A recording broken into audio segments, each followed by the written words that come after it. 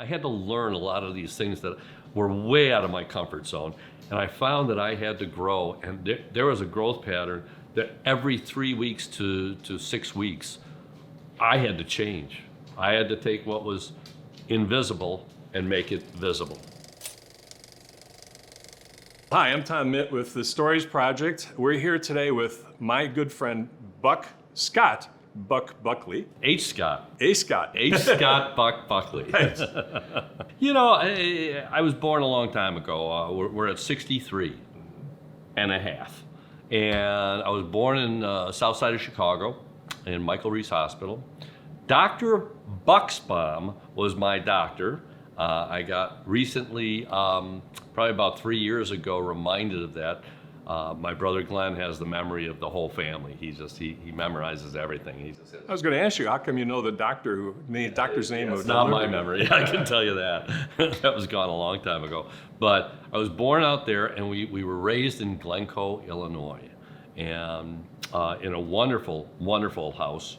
My dad always said he had claustrophobic tendencies, and he always bought big houses. He just bought big houses. And this one had a greenhouse. It had a 3-story, what they called an adobe back then, and it was a 3-story barn. I mean, they played in it as kids. I only lasted until about 4 years old before Dad sold it. We moved to Highland Park, and we moved to a huge place, very small. It was only 10,000 square feet. Holy cow. Yeah. And they call those McMansions now. Yeah. It had 8 bedrooms. It was great growing up. But back in the day, this thing was only $125,000. You know, but he had a pretty darn good job, and he had this thing called claustrophobia. And what year was this? He moved, if I was born in 58, it was 62. 62, okay. Yeah. So that was a lot of money then. It was a lot of money back then. And we'll talk about him a little bit later, but the house was just great growing up in.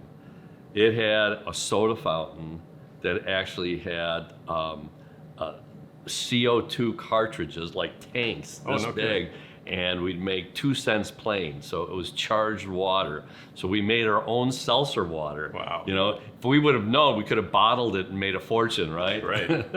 It had ice cream.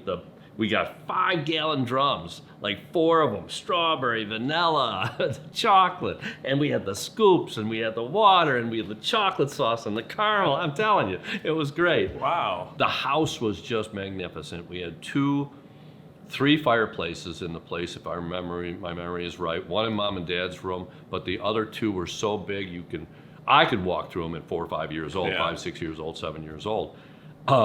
Sort of like those fireplaces that were in the middle of the room, where where you could actually go through, that type of thing. No, it was just at the end of the room, but you could walk into it if you wanted, but not the through ones like the castles or something like that. Yeah. But this was all stone. It was called Yarrow. It actually had a name for the house. Wow. It was an Old English Tudor. Wow. So this was on a pretty good sized plot of land too, I assume. It was, and it was right on a lake. And now we know why I live on a lake. Was it on the lake? It was on Lake Michigan. Wow, yeah. No kidding. So a house on the lake in Glencoe. Highland Park now at this time. Highland Park. And we used to toboggan down the back. Oh, man, I'll tell you what, the brothers and sister, we used to get that thing so icy, we actually went all the way down the property, into the ravine, down the ravine. We just about made it to the beach one time, but there was a fallen tree. So we stopped abruptly and all fell off. And, it's just good times. So what was your mom and dad doing? What was their living at the time? Mom before, in between 5 and 9, to my recollection, she was a stockbroker. She was on, was it 555 South Michigan Avenue, okay. I think it was, or 55 South Michigan. So she worked for a stock. So that was right on the Magic Mile, that area there. The Magic Mile, yep. And then she worked, she bought a company, her and Dad, I guess, Sabies Modeling Agency. And she actually took care of the Miss Illinois pageant. She took care of that. What does that mean? She took care of put it all together. Okay. One year she put it all together, and she had a couple of her ladies at the Miss Illinois pageant. So she was like the executive producer of it. Or She was the exact, yeah, Yeah. I guess. I mean, I Yeah. was too young to know that one. Yeah. Yeah. Mhm. And your dad at the time? Well, what was your mom's name? My mom's name was Lillian. Lillian. Lillian Johnson Buckley. Okay. Yeah, she was a tremendous lady. You know, I remember, and I should tell this story because not many people know it. When we were at the Miss Illinois pageant, my brother Glenn decided that I should be the one that goes into the woman's dressing room. So he decided to push me into the woman's dressing room. I was maybe 5, 6 years old, and I got hugged by every woman that had a bra on, maybe those that didn't. And they were just, "You're Lillian's kid," you know. The high voices came out, Right. and I was just in heaven. And so I got out of there, and he says, "What happened?" I said, "You weren't there." That's all I remember saying. And you know, maybe that's where the love of women came in. But when it comes down to it, it was such a great experience, and I gave the flowers to Miss Illinois. Not one picture was taken. I was going to ask you don't have any pictures No, of that, huh? no. Well, that's I too tried bad. to ask afterwards, and yep, not one picture of you. I go, great. I'll bet you there's a picture somewhere. Miss Illinois pageant? Somewhere. You know, I'll bet you it's somewhere. That would be in between 68, maybe, and 69, 70. Yeah. Something like that. Yeah.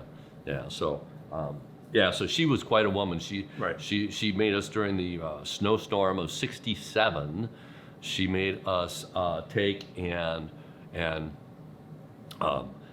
we had like 23 or 32 inches of snow in like one day. Right. And they called it the ice storm. Dad was downtown. He had to stay downtown. He was working for Goldblatt's, which I'll talk Yeah, about. nobody could go anywhere that a little day. bit. No, Yeah. the bus, the Sun Times had the bus like in the middle of the road, just on its side. I mean, nobody could even pass. Oh, I remember because I was there at the time. Yeah. There were pictures of the Eden's Expressway with cars just stranded. Just stranded. dead on the Yeah, road. nobody Just could there. get them. Yeah. So it's like, go home. So Mom said, I got good news and great news. And we said, well, what's the great news? She goes, we get to beat out all of the drapes from all of us. We had huge drapes. I mean, this 10,000 square feet. You don't have chintzy drapes. I mean, these things were like wouldn't even come in. Anyways, they were huge. So with that being said, what happened was, she says, we're going to do the drapes. We're going to flax soap, which people don't even know what flax soap is these days, but we're going to flax soap all the wood. We sat there and did all of it. We even washed all the stone around the fireplace. Yeah. What was interesting, she says, we were reluctant, I'm sure, at that age to ask, well, what's the good? She goes, well, there's no school. You know, that's supposed to be the great part of it, right? And she says, but we get to go outside and we're going to push you out the window in your snowsuits and we're going to clean up the whole driveway for your dad coming home. You don't have a small driveway when you have a 10,000 square foot home. We never got to the whole driveway, but we did get to the walkway. Well, plus the snow was twice as high as you were. It was high, but it was blown too. Yeah. So it had blown over to the ravine because we lived on ravines, I guess. So I just remember it being, we were snowed in every which way there was. So it was. She taught us so early on that cleaning was important, and to this day, she passed away when I was 14. But to this day, when I clean something, I put my mind to it, and it's supposed to be clean. Clean doesn't mean halfway. Yeah. You know, so. So when I know you tend to be a really organized, very scheduled guy. About 20% of my life is spent organizing So stuff. do you think that came from your mom? It's part of that same thing?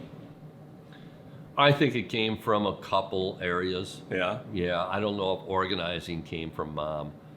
That's interesting. I've never even been asked that question. Yeah. I think organizing came from a guy named Oliver in 5th, 6th, or 7th grade, and I can't remember his last name. Why now. would your organizing come from Oliver? He used to organize things in a box, and he used to build walls so he can organize all of his erasers, his pencils, and he taught me how to do it. This was in grade school? Yeah. Wow. Yeah.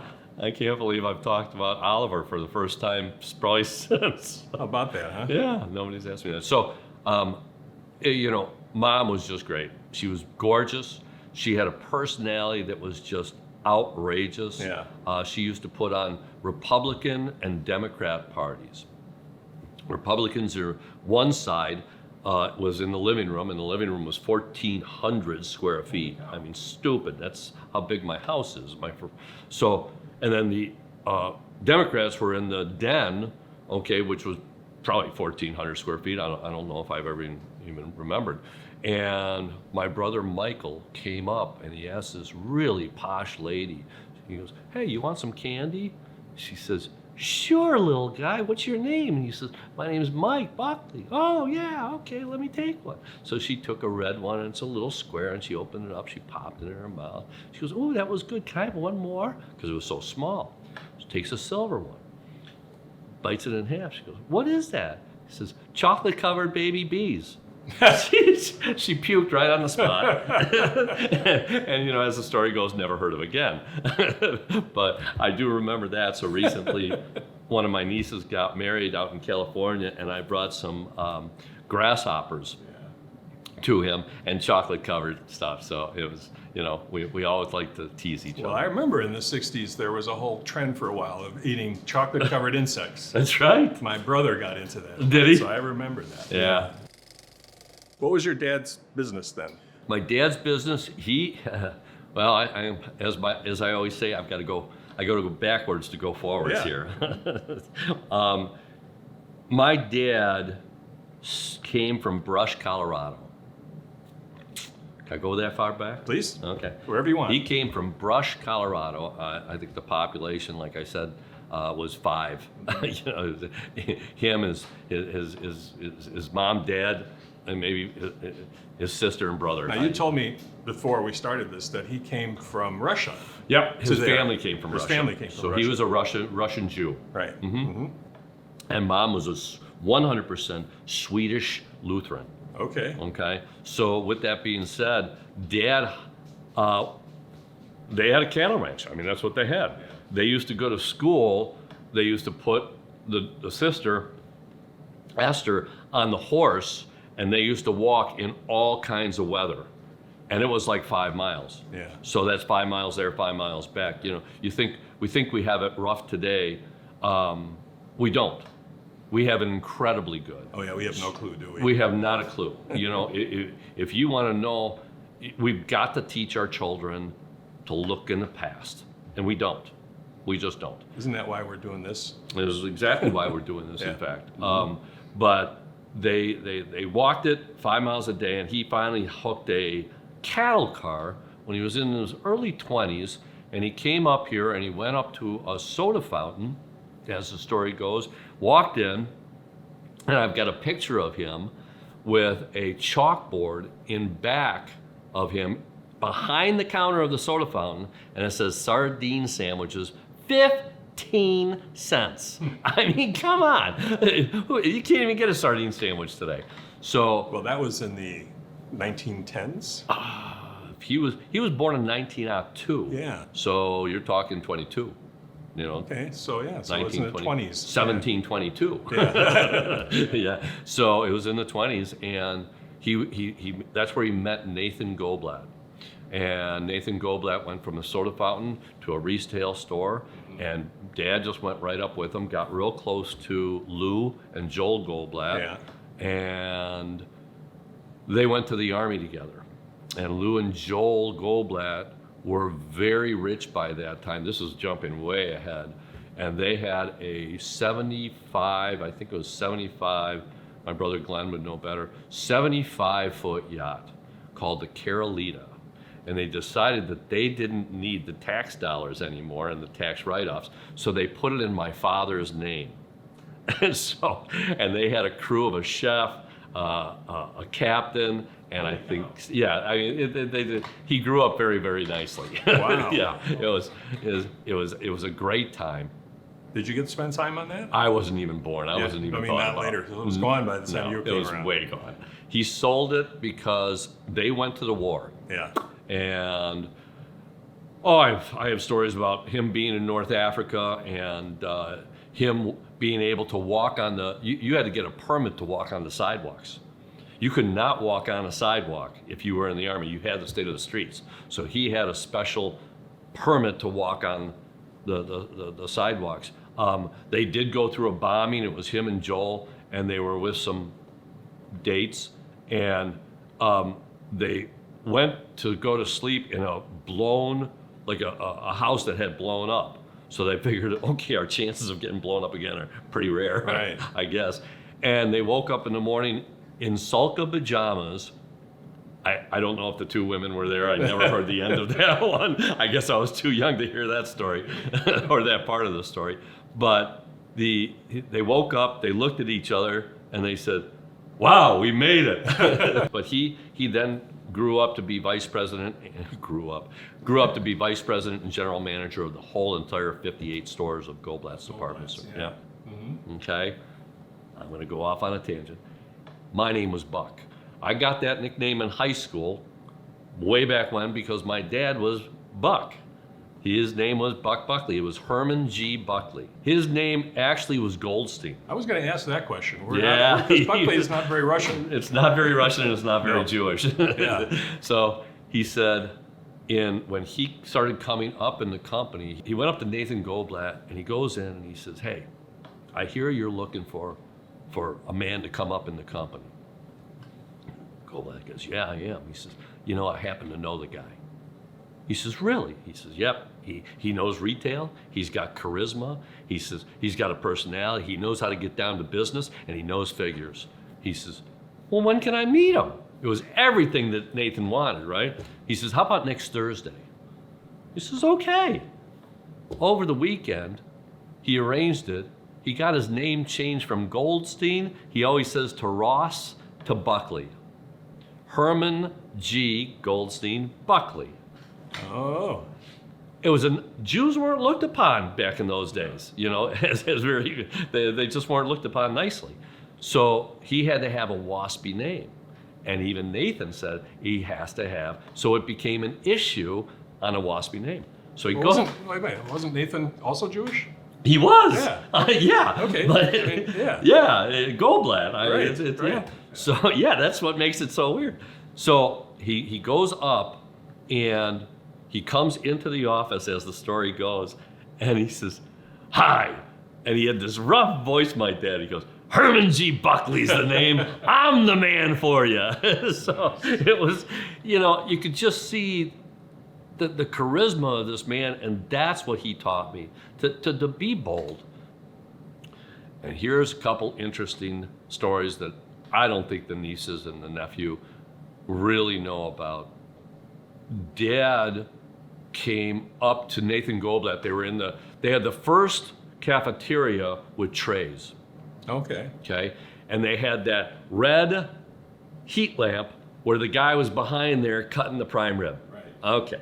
So they had all of that. He goes up to Goldblatt's and he says, hey, don't have dessert. I got dessert for you.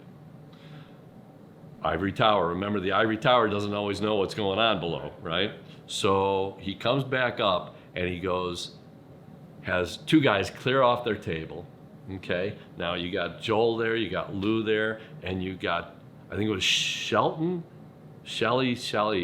I can't remember his last name, but he married into the Goldblatt family. Okay. He's an integral part of the end of this story. So next thing you know, he tells the guys, come on out, and they come out with 2 trays of hot donuts and cold milk. Really? That's like chocolate chip cookies that are just coming out of the oven. Right. You can just smell it, right? So he goes back in, here you go. Where'd you get these? He says, just tell me if you like them. Okay, goes back. Of course, he's probably peeking out the door, and they finished up. He comes back out. He's like that little thing in the back of the car where his head is bobbing, and he goes, you liked them? They said, these were great. Where'd you get them? He says, downstairs, I just built you a donut factory, and here's all the bills, pay them. Oh, no kidding. He turned around and walked away. And Shelley, who married into the family, goes, well, he has a lot of balls. And so Joel or Nathan, I don't know which one, looked over and he says, you should have that many. Wow. So Dad just became, I mean, he built a Dunkin' Donuts. That's what he built. That's pretty amazing. Yeah, it goes on. Tiger sales, everything. It's just, he was just an amazing man. He was one of the few men in this world that I loved, respected, and I didn't grow up where I had bad memories. Yeah. But he did take the belt out on me. Well, that was not that unusual back then either. Yeah, well, I just about burned down the 10,000 square foot home. I like to play with a thing called matches. Oh, yeah. I'll get back into Goldblatt's in a second, but this took me off on a Go little ahead. branch here. A lot of people don't know this one, that I love, well, they do know that I love fires and I love blowing things up. But I got a hold of matches.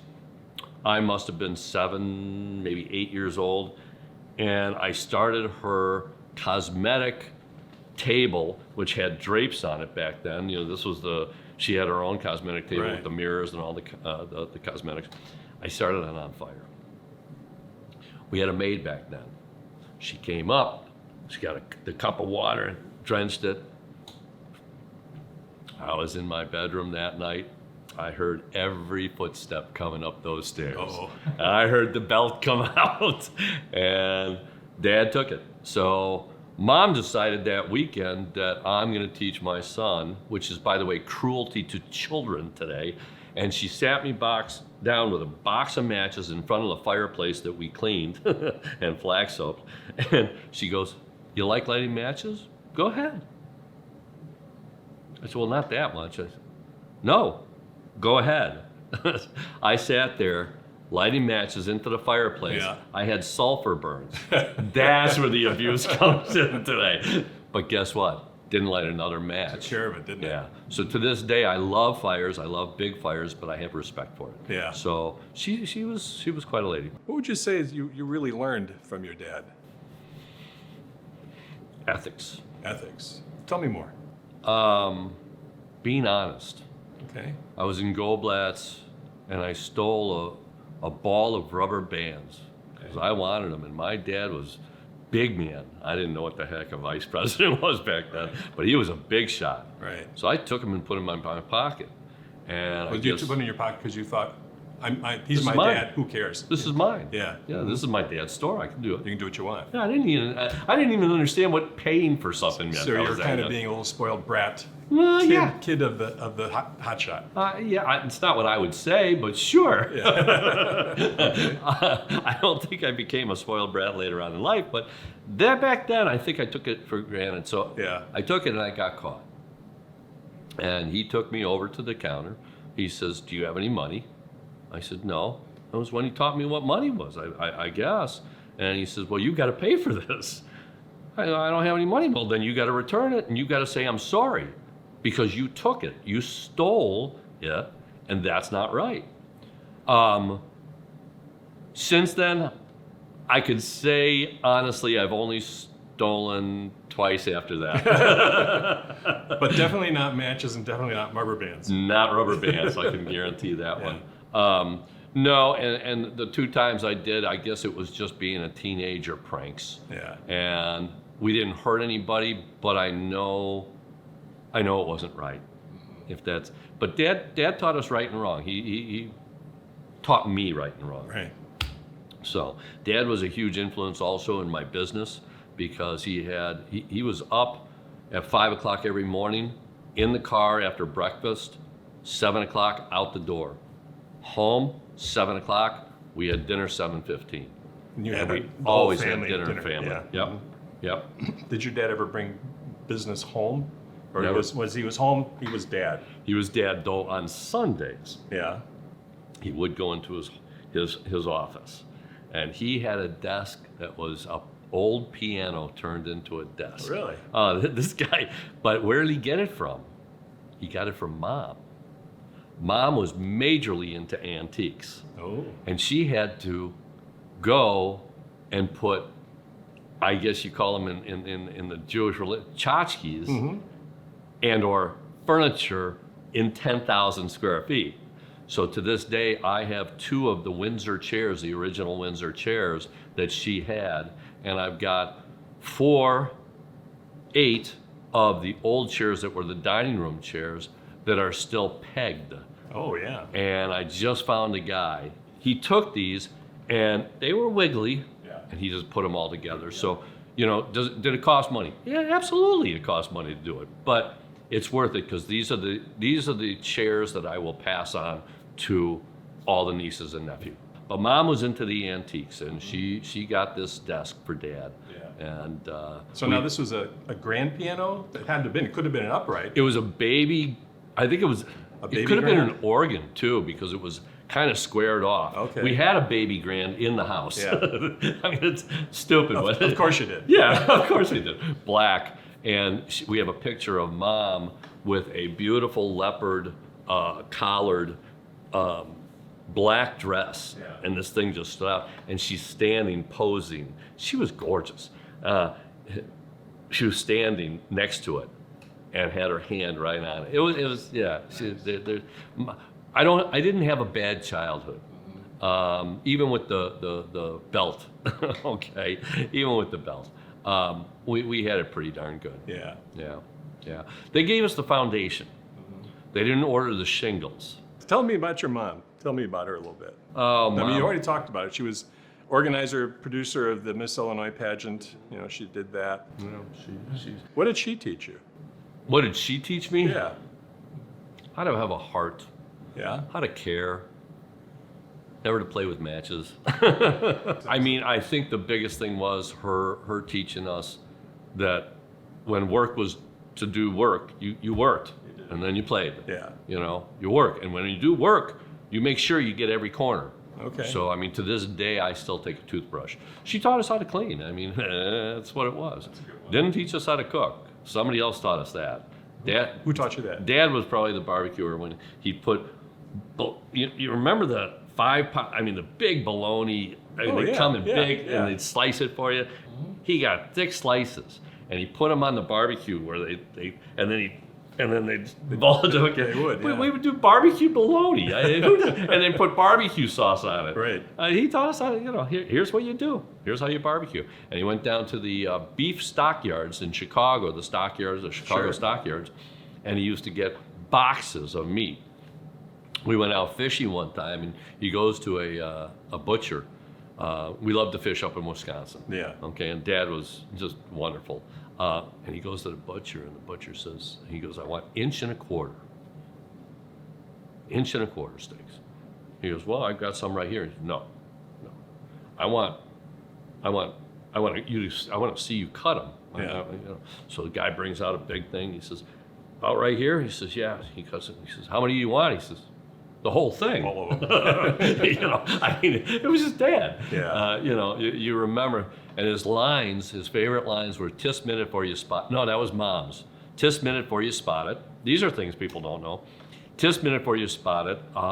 Dad's was "Sit on a hot stove and you're bound to rise." What the heck does that mean? So it took me a whole lifetime to figure out what "sit on a hot stove and you're bound to rise" means. Yeah. Mom being Swedish, Yeah. she taught us Grandma did, her mom, tomatot, slickabut, långa män, jutrahan, and tipperapagan in Swedish, which is this little piggy. Yeah. Yeah, so, Mom was just maybe she taught me to be adventurous. Mm-hmm. I was probably 7 years old. We went to Skornavakos in Highwood. Oh, yeah. And she turned me on to this seafood called lobster. Have you ever heard of it? Somewhere. Yeah. Here and there. Yeah, she was the one that taught me how to eat seafood. And there was a little bowl, and it had a little lemon floating on top. Now, I didn't know what this was, but I knew I wasn't supposed to put my fingers in it. I didn't see that there was a handle on it for drinking. And she says, put your fingers in there. It's a dipping bowl. Yeah, I didn't trust Mom for some reason. And Dad leaned over. He says, if I wanted to embarrass you, I could do it real easy. I'm never here to embarrass you. Put your fingers in the bowl. That's what it's for. Wow. And I went like this, okay. And washed my hands. So, yeah, I mean, Mom and Dad just taught me never be embarrassed. So to this day, I guess I'm never embarrassed about what I do. I just laugh. I mean, people do stupid things. Even you. Even me. Even me. I definitely have a long range of a long list of doing stupid things. But if you don't do them, you don't learn. Right. And if you don't learn, well, then that's on you. So I learned quite a bit. I learned from my mistakes. So now you got a little older. You went to grade school. Went to grade school. Went to Lincoln School. Lincoln School. In Highland Park. Yeah, don't remember a lot about that one. I was a crossing guard. Remember that? Did you have the white belt? I had the orange belt. Orange belt. Yeah, because you had to see it. Yeah. And it clipped right here. Right. I had a white one. You had a white one? Yeah, and it went around. It went to the side. Yeah. Metal class, but yeah, couldn't figure out. Did you feel like a big shot when you had that? Oh yeah, of course you did. You had the badge. Did you get to stop the cars? Absolutely, absolutely. And then in that school, I learned how to play hockey. I learned on figure skates. Okay. Yeah, which have the teeth. Right. Yeah, I couldn't do it. And I remember my pennies got stolen from my penny loafers. Ooh, was I pissed. And then I put dimes in them just so I could make a phone call because we had this thing called pay phones. You might want to explain what a penny loafer is. I don't know a lot of people know about that now. Penny loafer was a little eyelet on your loafer that you could actually put a penny, lift it up, put the penny down there, and you could see the penny in your interesting. I take it for granted. Yeah. So I put a dime in, and of course these were stolen too. So whatever. Oh, a penny, you could get some candy with that. Yeah, you could. Yeah, Zots. So you were in grade school. Now you told me earlier that you had a best friend, Jack Morrison. You said. Yeah, Jack I met in high school. I guess it was high school. No, probably before. Okay. And he knew Mom, and Mom and his mom got together. And he lived next to Warren Winslow. Wow, I forget about these names. To this day, I'm still in touch with Jack. He was a hero in a lot of ways. Jack and I grew up, and as we're growing up, he ventured off to be one of the cool kids. Okay, I was not a cool kid. I guess I was, but I was a jock. Yeah. Because freshman year I was in swimming. And there was the Italian crowd and then the Jewish crowd. Mm-hmm. And not only did the Italian crowd get along with the Jewish crowd, right? But Jack came to my rescue and he says, hey, he's my friend. So they never really touched me. Jack was your best friend. Jack was my best friend at the time, yeah. And has been a lifelong friend now. Yeah. And that's really hard to say because how many people can count? You know, I remember a psychology class in high school and freshman before I lost my mind. And he says, if you can count the number of friends you have on your one hand, you're probably one of the richest people in the world. Oh. He said, and I had Jack, but I hit high school freshman year, and then at the end of freshman year, or right in there, I met kids that were older than me. I don't know why, but I met David Zunn, David Breslow, two of my ultimate best friends today. We talk once to twice a week. Right. Okay. Here we go. Jack Lasday, Steve Stolman, Steve Seidman, Mitch Darren, Sam Schulman, picked up, who else? I said Steve Stolman. That's good enough right now. Anyways, that's more than a handful of friends. Yeah. And, Bill Klein. Can't forget about Billy. Billy's up there right now, but that's okay. We still toast to him. He was a card. So, yeah, I just had unbelievable friends from then on. And then Mom passed away. Yeah. And that was a big event for you. It was an emotionally big event. Yeah, I mean, your mom, your mom. It's your mom. But it affected you for a long time. 2 years.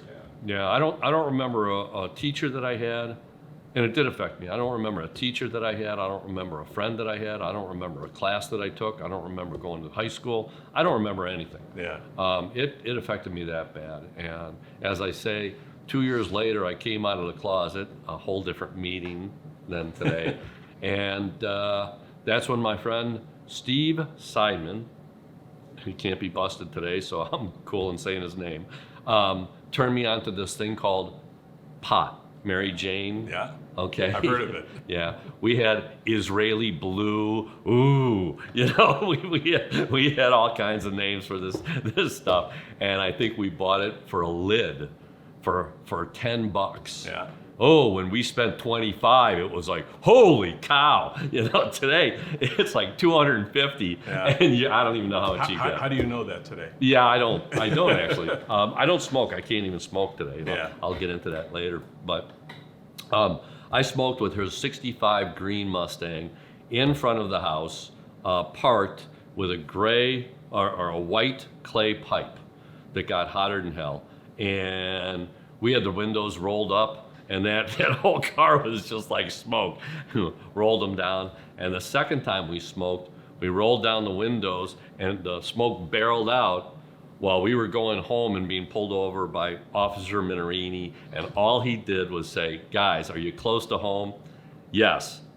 Go home. Good for him. Yeah, they didn't even know. Yeah, pot wasn't a big thing. When did you start paying attention to women? I've always paid attention to women. Always. And I think it was junior year when I popped out of this, I started going, I went to senior prom with Laura Wool. Okay, I had a couple in between, but Laura Wool was the bomb. Her nickname was Vision 2.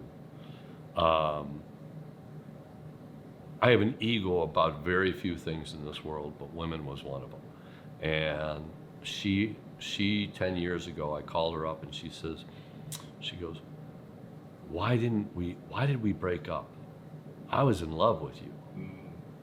You know, who would have known? I mean, she was a freshman. Yeah. I was a senior. Right. I was going to college. You know. So you broke her heart. Yeah, there's a few of those. Yeah. Yeah. But this one you remembered right away. This one I remembered right away. She was awesome. And yeah. So that was my sweetheart, probably the biggest one. Before that, it was in high school. It was Abby Davis Goldbus, and she married actually. I think she was freshman year, and she started getting friendly with Murray Plotkin, and Murray Plotkin was my gymnastic coach. Oh. Turns out I went to their wedding, and the mother looked at me and she says, "It could have been you." No, I went up. I got so drunk the bartender cut me off. So, wow. Yeah, I was like, I didn't want to get married. I couldn't even say the M word. So that's probably why a lot of relationships didn't work. All these women wanted to get married. Yeah. I just wanted to make a career. I had to make a career. I had to prove to Dad that, you know, because then I went to college.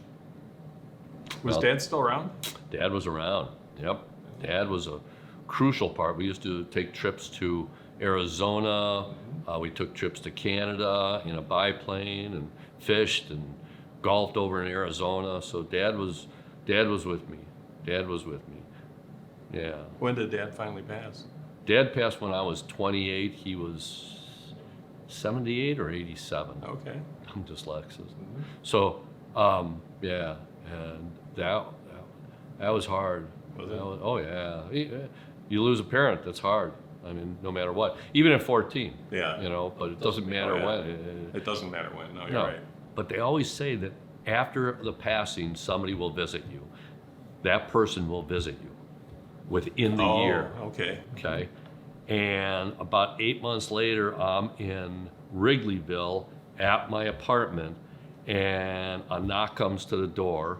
I get up, I open the door, and there's my dad. No kidding. And I said, Dad, how you doing? He says, I'm literally just fine.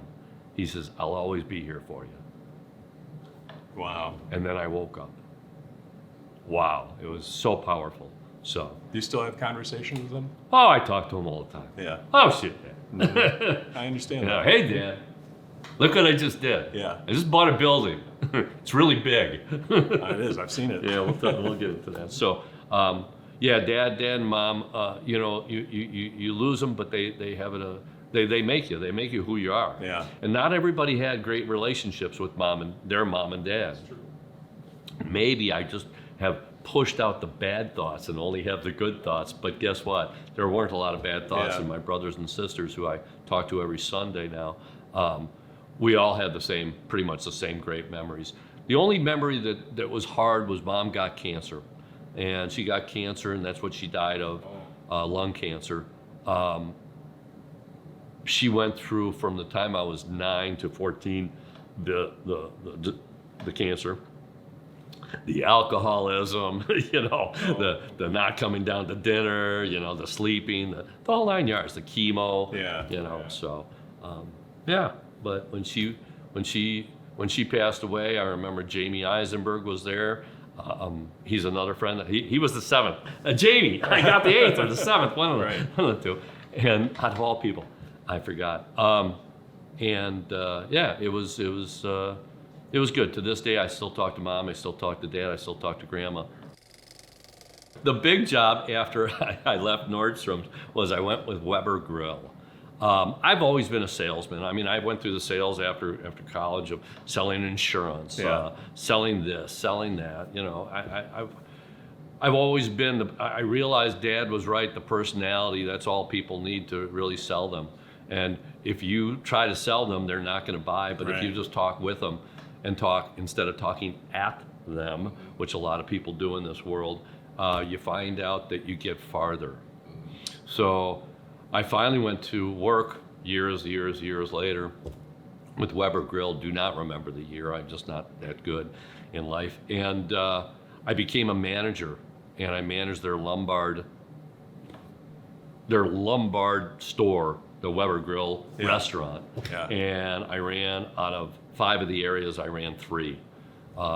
They said I was the best manager. I don't have an ego about that. I told you my ego was in women. Okay, women in sales. That's all I have an ego about. Seriously, the biggest thing is they taught me a whole nother level of barbecuing. I mean, they went through 2 tons of charcoal a week. I mean, that's just stupid amount. Thank God we have good air. But they taught me, and then I got approached by Owens Corning. Yeah. And 4 guys in the corner, and I bought them drinks and said, hey, if we could, it's 10 o'clock. The waitress was like, go home, I'll buy you a drink. And they offered me a job in selling, back in selling. Mm-hmm. And I said I would take it. And then I transferred over. Yeah. I went into Owens Corning, met them. I learned sales. They took me through 3 weeks of training. Okay, intense training. I mean, system. It's step by step by step. Yeah. I go out. I sell my first client. Jerry McGuire is her name. Out of all people, showing me the money, right? Yeah. She cancels the next day. My heart is down. I didn't come back for about a month and a half. And Scott Stolzenberg, my boss at the time, he was a great guy. We're still friends. He says, Buck, you have the personality, but let me ask you, do you know the system? And I looked him straight in the eye, and guess what I said? Yeah. I lied right to his face. It was like, you gotta be kidding. He goes, go ahead, show me the pre-close. We have a pre-close. Not gonna get into it now. I couldn't do it. And he goes, you don't know the system. I said, let me go home. Because he said, hey, I got a marketing career. Well, I was broke. Yeah. The lawyers made sure that all of my money was frozen along with all of my clothes. Right. It was not good. Lawyers, yeah. So with that being said, I went home. I came back on Monday. He says, do you know the pre-close? And I said, do you want it forwards or backwards? He goes, really? He goes, forwards would be good. And I did it with such authenticity that he said, let's get you back on the road. I sold 8 out of 10 that week, 7 out of 11 the next week. I sat down and thought about it. I did my homework. This was all I had. I mean, I had to be a salesman. When you do something, do it to the hilt. You talk to anybody today who's trying to get into sales. Oh yeah, I just go out there and talk to people. No, there's got to be a system behind it. Right. I'm real passionate about it because people just don't want to think today. They just don't want to take the time to think. So anyway. And so Owens Corning taught you that. I thought, and I started making money hand over fist. Yeah. Back in the day, we're probably talking early 80s. Yeah. And I'm sitting there making 75, 80, 85,000, 95,000. Good money back then. It was great money. Then I got up to 125,000. Then I got up to, my highest paycheck was 258,000, and I can't remember the change. I apologize. There was a lot of money. I became a manager. They said, do you want to go up to Wisconsin? I said, no. And what do you got against Wisconsin? I go, nothing. I love Wisconsin. My dad took me up there fishing. You know, it comes down to, I finally said yes. And so I knew what kind of company I was working for and the BS that the corporate world had when I said, well, I want you to pay for it. And they hung up on me. So I was like, they called me back 20 minutes later and he says, fine. I go, great. So they moved me up here and I took care of them until 2008. Okay. Actually, until 2010, but 2008 came around. And I managed an office that was 5th in the country, in the upper 5, I'll say, because we did hit 3rd one time, out of 33 offices around the state. If you want to talk about Owens Corning more, I can, but it was just... I just have one question about Owens Corning. What were you actually selling? I mean, I know Owens Corning from kitchen things. And Good. So is that what it was? Yeah, everybody thinks it's like Corning ware. Yeah, right. Yeah, no. that's what comes to my mind. It was actually the basement division. So that's where I got my start in basements. Okay. And my knowledge So of what basements. is the basement division? What is that? It was a 4-inch piece of fiberglass, pink fiberglass, Yeah. and it was compressed to 2.5 inches with fabric on it, and it became a module, a system to put in that went up in 7 days. I got it. Okay. Yeah, and I understood systems incredibly well. So we did really well and had the ego about it. And then they started getting corporate and wanting me from 08 at the drop, from $258,000 a year that I was making. I don't know what the heck I spent all that money on back then, but I saved a lot of it, but spent a lot of it. But I went down to like $68,000. Wow. And I realized I got to do something. And I realized that I got to do something that I love, which is basements. But I got to do it for myself. Mm-hmm. Because corporate world, you just didn't like. So I decided to go to Scott because he's been telling me about TBF, Total Basement Finishing. So I flew out to Seymour, Connecticut in March, looked at Mike Demolino and Larry Janeski and Mark DeCanto, and they said, you have everything it takes to become a dealer. They put out their hand, I shook it, and I became a dealer. So you always hear the stories that when there's a big downturn and people are laid off and that type of thing, that suddenly there's a big new group of entrepreneurs that come out of that. You know, people who say, okay, I'm leaving, this is an opportunity for me. It sounds like you were one of those. Just like we had in COVID just recently. Yeah. But yeah, I guess I was. Again, I don't think about that kind of stuff in that realm. But it was 2010, March 3rd or 2nd. And I started on my own. Broke as all hell. I had the corporate kitchen, I had the corporate bedroom, I had the corporate garages, I had the corporate office, I had everything corporate. And I built a sales force and I built a production department, and then Larry started calling them gears. So I started building the gears. So I built a production gear and an administration gear and an accounting gear and a sales gear and a marketing gear. And all of these go together to run the machine, basically. And I started to make things simple and scalable. And I went to this thing called the School of Entrepreneurship, ran by Larry Janeski. Okay. And I'll tell you what, I flew out there for 3.08 years and every 7 weeks. And at the tail end, there was probably 100 guys there, all owners, some with their wives, some not. And the great thing is I still have those lessons today. Yeah. And I still use them because I go back, because you got to go back to the basics all the time, but people don't remember that. And Larry has taught me so much over the years, you know, from the invisible comes the visible. You know, when you start to really think about your business and get real clear on what you want, and it takes time to do that. It takes time to write it down. It takes time to envision, you know, what you want. So I got into my own business, and when I got into my own business, I realized I had to grow. We ran out of here for a couple years.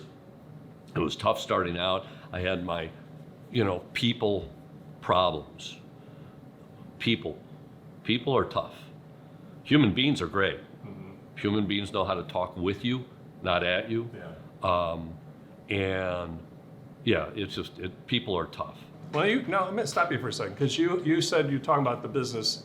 You figured out that, you know, you've got to put the gears together. Yeah. You know, the marketing gear, the finance gear, the sales, Yeah. production, all of that. How did you know that? Larry. So you did that first. You did the School of Entrepreneurship. and that's where you figured that out. Because a lot of people don't do that. They don't. They don't have. Because what I've seen in you, you know, I've known you for a while and I've watched you in business, is that you seem to have figured out how not to be the business. You know how to actually be outside of it, and such, which is pretty good to do, not very common. Well, you said first of all, people want to do things on their own. Mm-hmm. You can't. People want original thoughts. Yeah. Well, other people have already done the work for you. Mm-hmm. You know, you want a great author, look up Edgar Allan Poe and look at his writing, how he writes. Look at Harry Potter. Who's the one that put Harry Potter together? J.K. Rowling. Yeah, I mean, you know, these are authors that sat there and thought. In thought, they had to think. And they took it, and they took their books and went from all the scribble down to this, down to really getting into it, and that was their book. Right. You know, it's no different than a business. And, you know, when I guess your question, it sounds like, is how did I end up learning how to fire myself? Am I close? Yeah, that's good. Okay. That's good. Mm-hmm. I just realized I can't do it alone. I realized I'm 60, 58, then 59, then 60, 61. You know, it goes pretty fast. Yeah. And I go, I can't do this alone. And guess what? I want to semi-retire. I mean, this week I've worked maybe 2 days. Yeah. Okay, I'm doing this, you know, Right. But my staff is taking care of everything. Including you. Including me. Well, I was just thinking about that. I have a clock in my office, and it goes, you can do this to families too, by the way. Making your kids independent, making your kids think is not a bad thing. We remember growing up saying, think about what you did, you know, and you go, yeah, right. I thought it was pretty cool, you know, and then I don't know why I'm getting punished, you know. So think about what you're doing. So I have a clock. My name is on top at 12. At 3 is my staff's name. It just says staff, okay? At 6 is the customers, okay? Not that I don't love our customers, right? But customers take a lot of time. Mm-hmm. And I hire these people to take care of the customers. That's what I do, okay? I don't want to take care of customers anymore. I got other things to do, and I'll tell you what that is in a second. We take care of the staff. The staff will take care of the customer. The customer will take care of the company at 9 o'clock. And don't worry about Buck. Don't worry about Buck, because the company will always take care of Buck. Right. Okay. What I found is when you start taking care of the staff who takes care of the customer, the culture shift to your question, they started taking care of me. Wow. I was like, I'm just Buck. You know, I know where my ego lies, but this is strange. Yeah. You know, I can do the things and do the thinking that I need to do in order to run the business and make sure all the gears, because it's like a sardine. You like sardines? Yeah. Oh, good. Not many people do. In olive oil, right? Right. Yeah. So you open up that King Oscar sardine, you see all the sardines are in a row. Yeah. Okay. But every so often, one of those sardines isn't in a row, and you go, "Oh, I got to fix that." So when you have that, like we just listen. We came out of a phenomenal COVID. Everybody wanted a basement because now they're home, right? And they say, "Where do we put my husband? Because I really don't want him on the first floor anymore." Right? Where do I put the kids? I love the kids, but guess what? I'm sick and tired of tripping over their stuff. Yeah. Right? Where do you put them? In the basement. So you got to make that basement safe. So Larry came up with a mold, mildew, moisture resistant material, not drywall. Right. And that's what we sell. We have a unique way to do it. And I knew that I had to brand myself. I am not a marketer, but I went to all these genius marketing people over with Larry, and that's where Larry really shines. And they taught me Buckley. Buckley. You live in Wisconsin. Buck, hunting season, Buckley. You got the perfect name for this. Right. So they said, you got to start advertising your face for the face of the company because it works. Orville Redenbacher. Syrup. Who was it? Aunt Jemima. Right? All of these people. That's what you remember, even though Aunt Jemima is no longer because the world is what. Come on, I loved Aunt Jemima. So when it comes down to it, I put my name out there in Buck Buckley, and Buck Buckley, it just rolls off the tongue, so it became Buck Buckley's Total Basement Finishing. You got to brand yourself, so I learned about branding. I had to learn a lot of these things that were way out of my comfort zone, and I found that I had to grow, and there was a growth pattern that every 3 weeks to 6 weeks, I had to change. I had to take what was invisible and make it visible. Now, I missed a whole 7 years there. I married one of the most wonderful people back in the day. Her name was Tina, and Tina Carter. Today, she's still one of my best friends. It's amazing. Yeah. I don't know very many people that are best friends with their ex-wives. Right. Right? But I always told her, hey, I don't give up. I don't let go of a relate.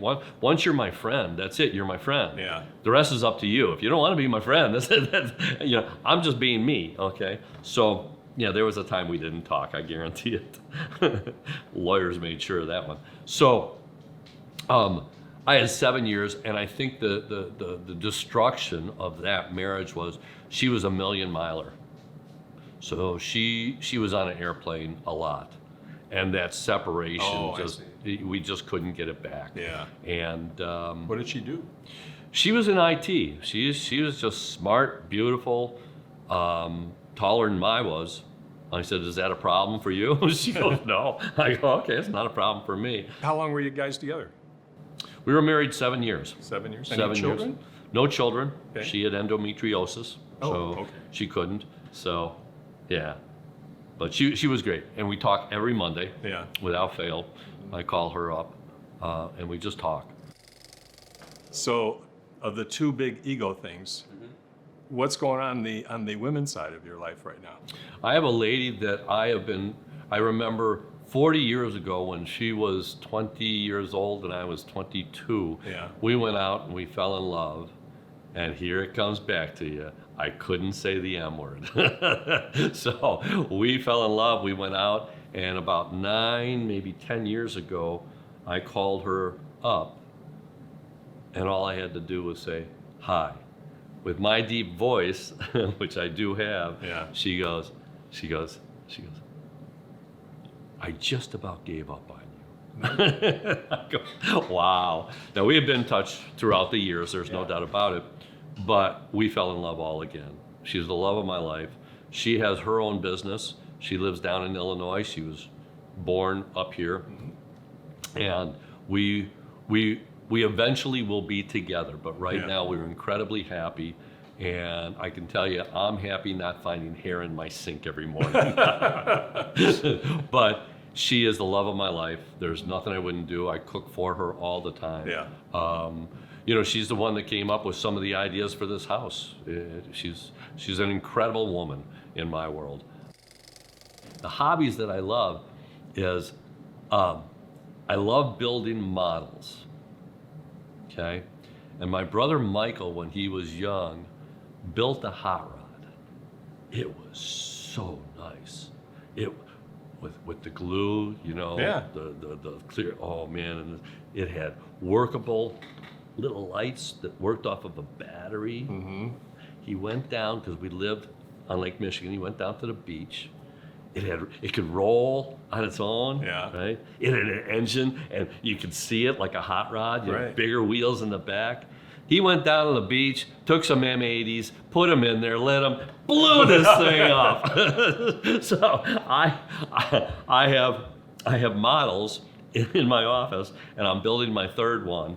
And I bored out with a Dremel. Yeah. I bored out the center of it, put a M90 in there. Did I? Bored out a little hole, put the fuse in there. I bought a green screen. I got fishing line.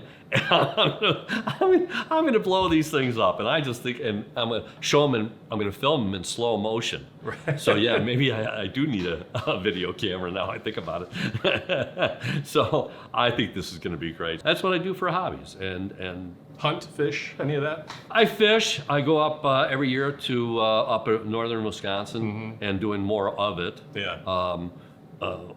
Camp Luther with Bob Showalter and some of the guys. Yeah. I've got about 13, 14 guys that I'm incredibly good friends with. I'm spiritual. We go to Bible study together on Saturdays and Monday morning. And boy, that the piece of the pie, when you get to an age, at a certain age, you look at life like a pie. Mm-hmm. And my pie used to be 90% work, 10% me. You're on a road of destruction.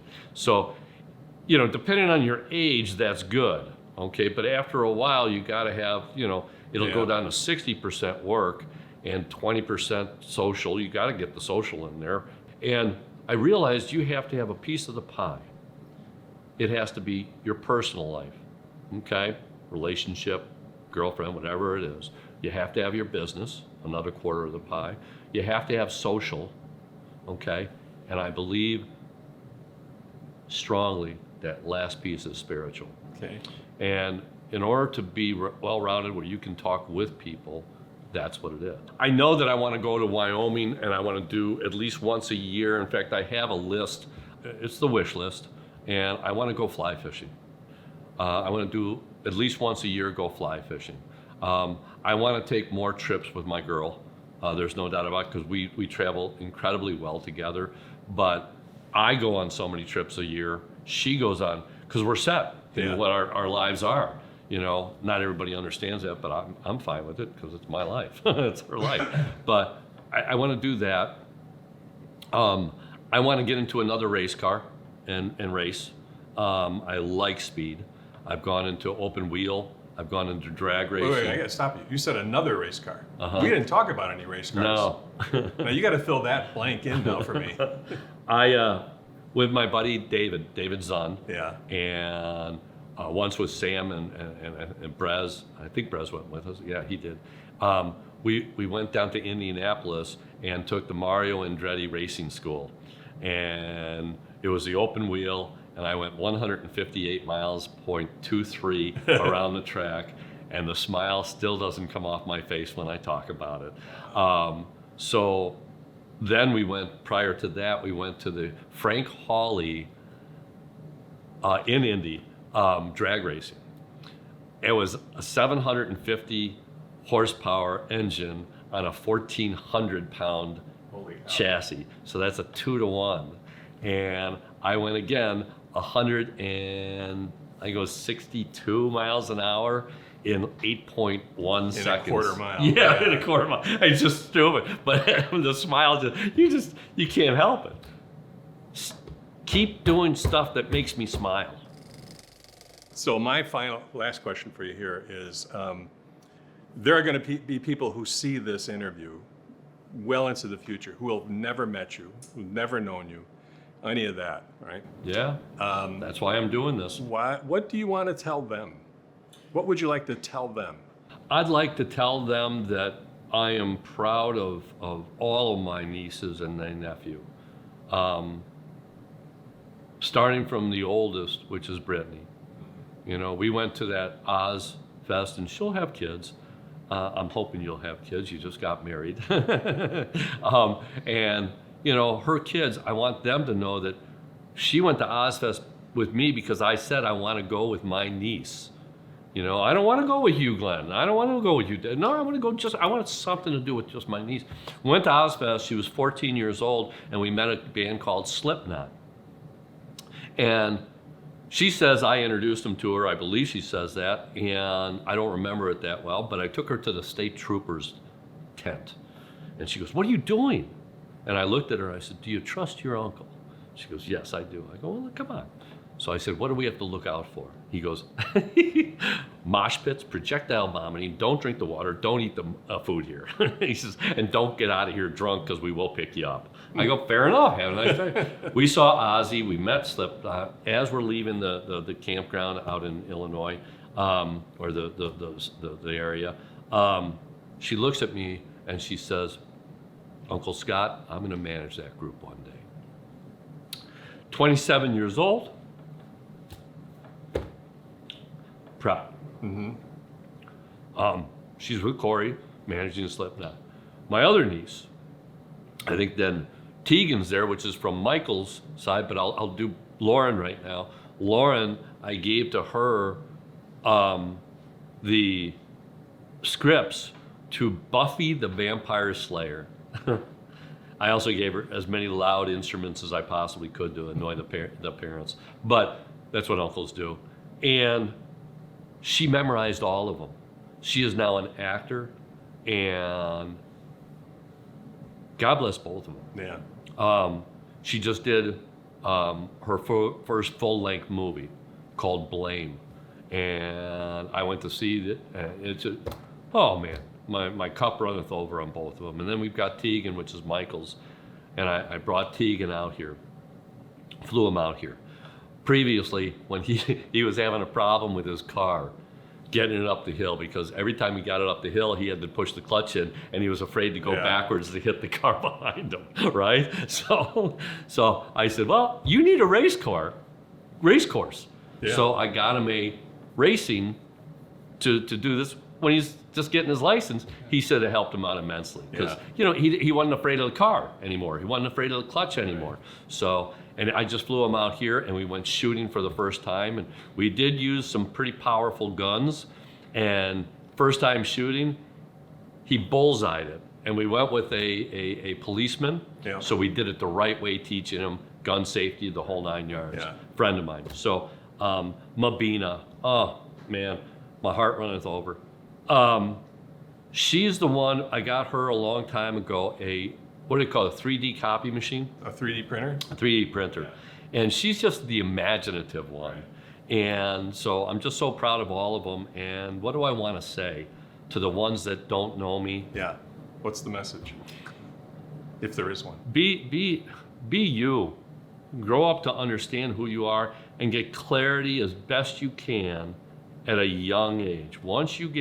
Don't waste your life not getting clarity of what you want to do. You can always change your mind. And when you get mad, do the high voice.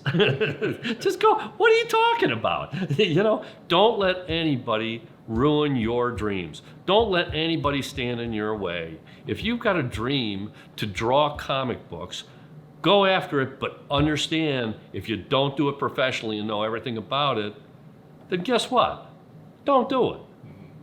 You know, they always say, do what makes you happy. Well, you're not going to like everything you do in life, okay? Even though this generation, you know, says, well, it doesn't make me happy, so I'm not doing it at all. Well, that's what the parents have taught them. Your parents have not taught you that. I know your parents. I hope you remember me. Very good. Thank you very much. Thank you. I think I enjoyed this more than you did. I hope you enjoyed it. I did. All right. Thanks. Cool. All right. Great. Plus, the book from my sister, Joy Buckley. I forgot to promote this. It's called Oscar Snippets about her cat.